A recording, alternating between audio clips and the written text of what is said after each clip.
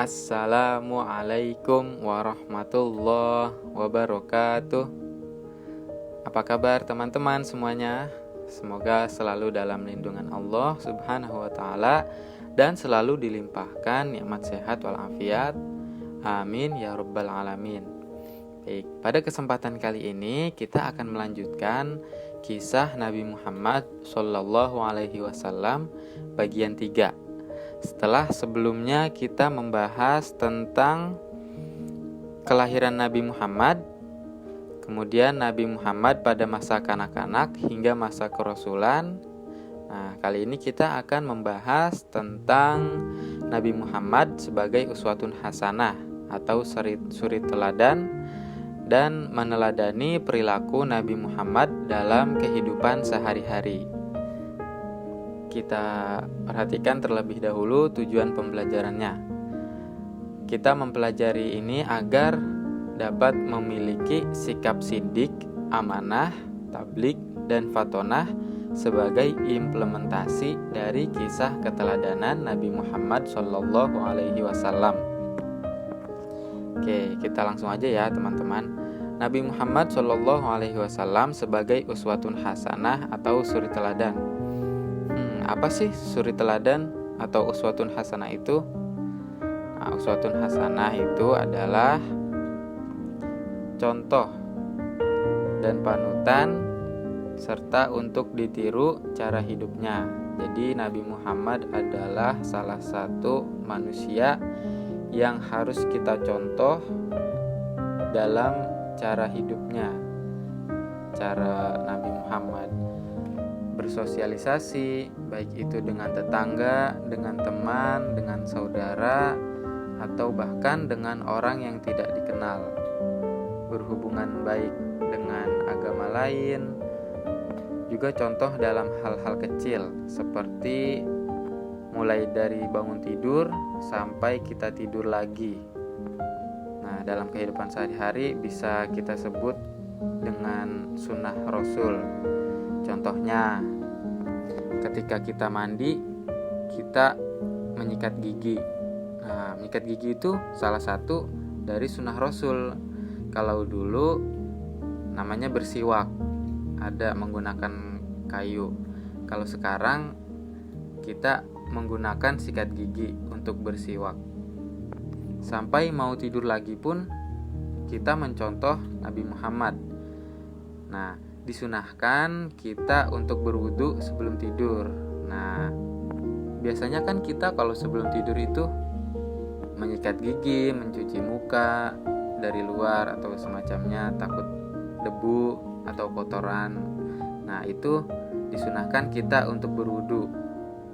Artinya kita membersihkan diri sebelum tidur. Nah, itu adalah contoh-contoh kecil dari apa yang dapat kita contoh dari Nabi Muhammad. Nah, Nabi Muhammad adalah seseorang yang mempunyai kepribadian yang baik, perilaku yang baik. Beliau terkenal sebagai orang yang jujur dan dapat dipercaya. Nabi Muhammad dari kecil hingga dewasa tidak pernah menyembah berhala, walaupun hidup di lingkungan yang mayoritas menyembah berhala. Karena Nabi Muhammad tahu bahwa itu adalah hal yang salah dan tidak dapat dibenarkan. Nah, Nabi Muhammad mempunyai 4 sifat, yaitu sidik, amanah, tablik, dan fatonah. Sidik artinya benar, amanah artinya dapat dipercaya, tablik artinya menyampaikan, dan fatonah artinya cerdas. Kita mulai dari sidik dulu ya. Sidik artinya benar. Maksudnya adalah selalu bersikap dan berkata benar. Nabi Muhammad tidak pernah berbohong sekalipun dalam hidupnya. Nah, ini merupakan sifat yang sangat bagus dan baik dan harus kita contoh. Karena kalau kita berbohong, kita akan melakukan kebohongan yang lainnya. Pasti itu terjadi. Pokoknya kalau kita berkata benar dan tidak bohong, kita tidak akan merugi. Justru itu akan berbuah baik kepada kita sendiri. kita akan mendapatkan sesuatu yang baik karena kita berkata benar atau bersikap benar. Yang kedua, amanah, artinya dapat dipercaya. Nabi Muhammad ketika berdagang, membawa dagangan dari Khadijah, beliau mendapat keuntungan yang besar. Nah, dari keuntungan yang besar itu tidak 1 rupiah pun dia sembunyikan untuk dirinya sendiri, melainkan dia kembalikan kepada yang memodalinya, yaitu Khadijah. Nah, ini adalah salah satu contoh dapat dipercaya. Nah, ini juga harus kita ikuti ya. Karena kalau kita bersifat dapat dipercaya, kita akan dipercaya oleh orang lain.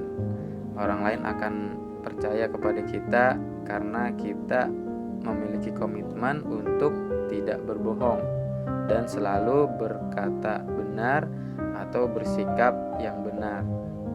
Yang ketiga, tabligh atau menyampaikan. Maksudnya adalah menyampaikan sesuatu yang baik dan peringatan kalau ada sesuatu yang tidak baik. Seperti halnya Nabi Muhammad yang tidak ikut-ikutan menyembah berhala, malah Nabi Muhammad mendakwahkan kepada orang-orang yang menyembah berhala bahwa hal itu adalah hal yang salah. Dan Nabi Muhammad menyerukan atau mengajak orang-orang tersebut ke jalan Allah Subhanahu wa Ta'ala. Ini juga harus kita contoh ya teman-teman.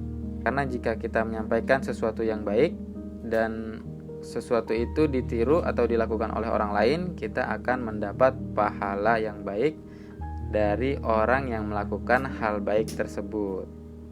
Kemudian yang terakhir yaitu fatonah atau cerdas.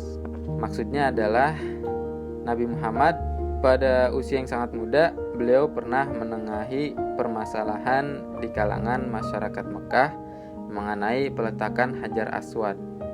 Nah, berarti cerdas di sini adalah kita dapat mencari solusi atau kita juga dapat berpikir bagaimana caranya untuk mengatasi suatu masalah dan tidak menyalahkan keadaan, melainkan kita mencari jalan keluar dari suatu permasalahan. Nah, ini juga harus kita tiru karena ini sangat penting ya. Zaman sekarang orang kebanyakan menyalahkan orang lain, menyalahkan keadaan, menyalahkan diri sendiri, tidak mencari solusi. Nah, harusnya kita mencari jalan keluar, mencari solusi dari keadaan yang ada. Baiklah, itu tadi pembahasan kita tentang Nabi Muhammad bagian 3. Mungkin hanya itu yang dapat Mister sampaikan. Jika ingin ditanyakan atau ada yang belum paham, silakan ditanyakan pada Mister. Sekian, kita tutup dengan mengucap hamdalah. Alhamdulillahirabbil alamin. Kurang lebihnya Mister mohon maaf. Wassalamualaikum warahmatullahi wabarakatuh.